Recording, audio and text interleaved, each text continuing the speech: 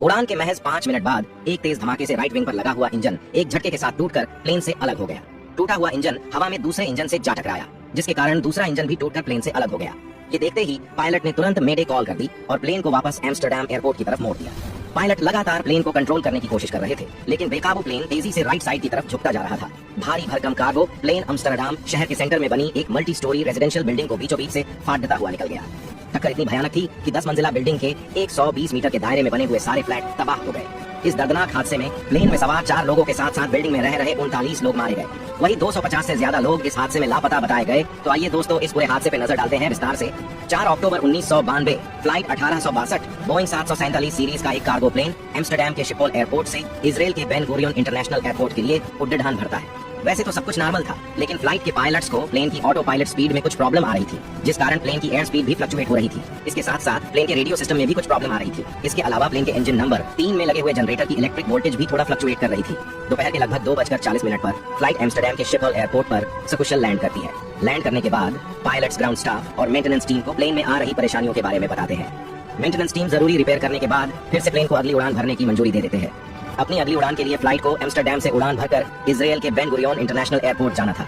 इस उड़ान के लिए नए पायलट्स और फ्लाइट इंजीनियर को नियुक्त किया जाता है। यहाँ से प्लेन उड़ाने की जिम्मेदारी 59 वर्षीय कैप्टन यित्जक फुक्स को दी जाती है। कप्तान यित्जक फुक्स पिछले 28 सालों से ELAL इजराइल एयरलाइन के साथ काम कर रहे थे और अपने कैरियर में उन्होंने अब तक 25,000 घंटों का फ्लाइंग एक्सपीरियंस प्राप्त किया था। उनके साथ 32 वर्षीय फर्स्ट ऑफिसर आर्नन ओहार्ड और 61 वर्षीय फ्लाइट इंजीनियर गेदालिया सोफेर प्लेन में सवार होते हैं। फर्स्ट ऑफिसर अर्नोन ने 10 महीने पहले ही ELAL इजराइल एयरलाइन को ज्वाइन किया था, जबकि फ्लाइट इंजीनियर गेडालिया सोफेर पिछले 37 सालों से इजराइल एयरलाइन के साथ काम कर रहे थे। कॉकपिट में पायलट और फ्लाइट इंजीनियर के साथ इजरायली एयरलाइन की एक एम्प्लॉई 23 वर्षीय अनाट सोलोमन भी सवार होती है। अनाट सोलोमन इजरायली एयरलाइन के ही एक एम्प्लॉई से शादी करने के लिए एम्स्टर्डम से इजराइल जा रही थी। हालांकि फ्लाइट 1862 को शाम के 5:30 पर एम्स्टर्डम एयरपोर्ट से टेक ऑफ करना था, लेकिन एयरपोर्ट पर बिजी ट्रैफिक के कारण ATC से इस फ्लाइट को 6:20 पर टेक ऑफ की इजाजत दी थी। प्लेन में कार्गो सामान को लोड करने और रिफ्यूल करने के बाद शाम के लगभग 6:05 पर पायलट पुश बैक प्रोसेस को शुरू करते हैं। 338.3 मेट्रिक टन के कार्गो सामान के साथ शाम के लगभग 6:21 पर फ्लाइट 1862 रनवे 01L से टेक ऑफ रोल शुरू करती है। फर्स्ट ऑफिसर अर्नोन ओहार्ड प्लेन को उड़ा रहे थे, जबकि कप्तान दूसरे इंपॉर्टेंट सिस्टम्स और फ्लाइट मॉनिटर्स को कंट्रोल कर रहे थे। 6:22 पर फ्लाइट एम्स्टर्डम एयरपोर्ट से टेक ऑफ करती है। अपने फ्लाइट पाथ को फॉलो करते हुए प्लेन धीरे धीरे ऊपर जाता हुआ राइट टर्न लेता है। अगले 5 मिनट तक बिना किसी परेशानी के प्लेन अपनी हाइट बढ़ाता हुआ 6500 फीट की ऊंचाई तक पहुंच जाता है। 6:27 पर प्लेन जब एम्स्टर्डम के पास बनी हुई गुइमियर लेक के ऊपर से गुजर रहा था, तो तभी पायलट्स को एक तेज धमाके की आवाज सुनाई देती है। राइट विंग पर लगा हुआ एक इंजन झटके के साथ टूटकर प्लेन से अलग हो गया। टूटा हुआ इंजन हवा में दूसरे इंजन से जा टकराया, जिसके कारण दूसरा इंजन भी टूटकर प्लेन से अलग हो गया। टूटे हुए दोनों इंजन के कारण राइट विंग का बहुत बड़ा हिस्सा भी डैमेज हो चुका था। लगभग 10 मीटर का टुकड़ा विंग से टूटकर अलग हो चुका था। एक तेज धमाके के साथ एम्स्टर्डम शहर के लोग आसमान से गिरते हुए आग और चिंगारी के टुकड़े को देखकर घबरा गए। ठीक उसी वक्त नीचे गुइमियर लेक में बोटिंग का मजा ले रहे कुछ लोगों ने भी आसमान में तेज चिंगारी और आग उगलते हुए प्लेन को देखा, तो किसी अनहोनी की आशंका से उन लोगों ने तुरंत ही इमरजेंसी सर्विसेज और कोस्ट गार्ड को रेडियो मैसेज करके इसकी जानकारी दी। कॉकपिट में 2 इंजन के फेल होने के वार्निंग मैसेज को देखते हुए फर्स्ट ऑफिसर ने ATC टावर को मेडे कॉल कर दिया और तुरंत ही शिपोल एयरपोर्ट पर वापस लैंड करने की अनुमति मांगी। इसके बाद तुरंत पायलट ने प्लेन को राइट साइड में वापस शिपोल एयरपोर्ट की तरफ मोड़ दिया और प्लेन में भरे हुए फ्यूल को हवा में फेंकना शुरू कर दिया। मेडे इमरजेंसी कॉल मिलते ही ATC टावर ने भी तुरंत एयरपोर्ट के आसपास उड़ रहे सभी प्लेन्स को वहां से हटाकर पूरे एयर रूट को क्लियर कर दिया, ताकि फ्लाइट 1862 आसानी से इमरजेंसी लैंडिंग कर सके। ATC कंट्रोलर दोबारा पायलट को कॉल करके उनसे प्लेन में आई खराबी के बारे में जानने की कोशिश करता है, ताकि उसी के अनुसार एयरपोर्ट पर इमरजेंसी सर्विसेज को तैयार किया जा सके। पायलट ATC कंट्रोलर को इंजन नंबर 3 में आग लगने की जानकारी देता है। अभी तक पायलट या ATC कंट्रोलर किसी को भी प्लेन की सही हालत के बारे में जानकारी नहीं थी और वो ये समझ ही नहीं पाए कि प्लेन कितनी बुरी तरह से डैमेज हो चुका था। हालांकि कॉकपिट डैशबोर्ड के वार्निंग मैसेज से पायलट को यही लग रहा था कि प्लेन के 2 इंजन काम नहीं कर रहे हैं, लेकिन उन्हें इसका कोई अंदाजा नहीं था कि दोनों इंजन के साथ साथ विंग का एक बड़ा हिस्सा ही टूटकर प्लेन से अलग हो चुका है। वैसे भी 747 के डिजाइन के कारण कॉकपिट से इंजन को देख पाना बहुत मुश्किल था। पायलट विंग के बाहरी साइड में लगे हुए इंजन को तो किसी तरह थोड़ा बहुत देख सकते थे, लेकिन अंदर की तरफ लगे हुए इंजन को देख पाना नामुमकिन था।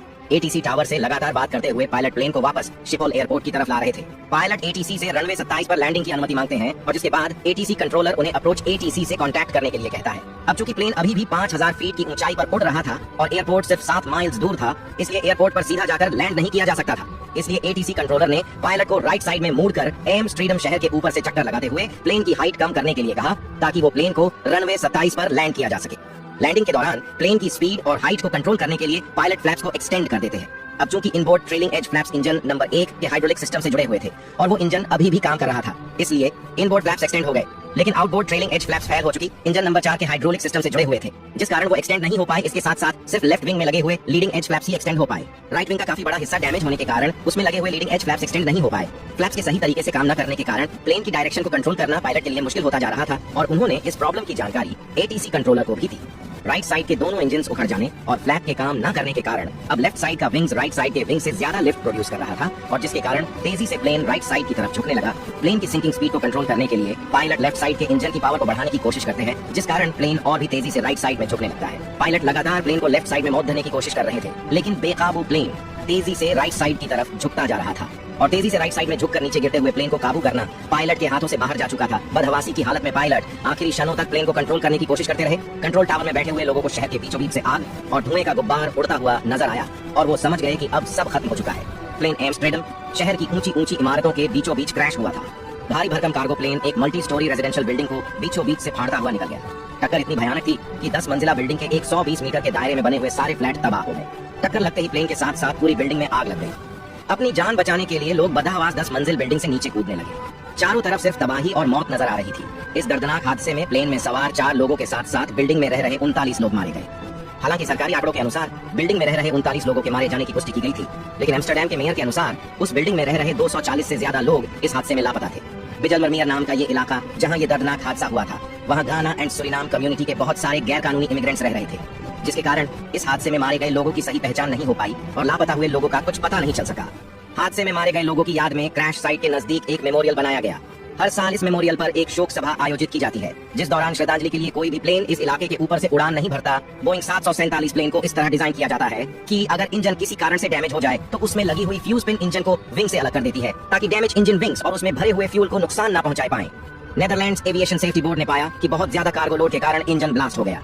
इंजन में लगी हुई फ्यूज पिन सही तरीके से काम नहीं कर पाई और टूटता हुआ इंजन विंग्स के एक बहुत बड़े हिस्से को डैमेज कर गया, जिस कारण प्लेन को कंट्रोल करना नामुमकिन हो गया। अगर आपको यह जानकारी पसंद आई हो या कुछ नया सीखने को मिला हो तो प्लीज इसे दूसरे सोशल मीडिया नेटवर्क पर शेयर जरूर करें।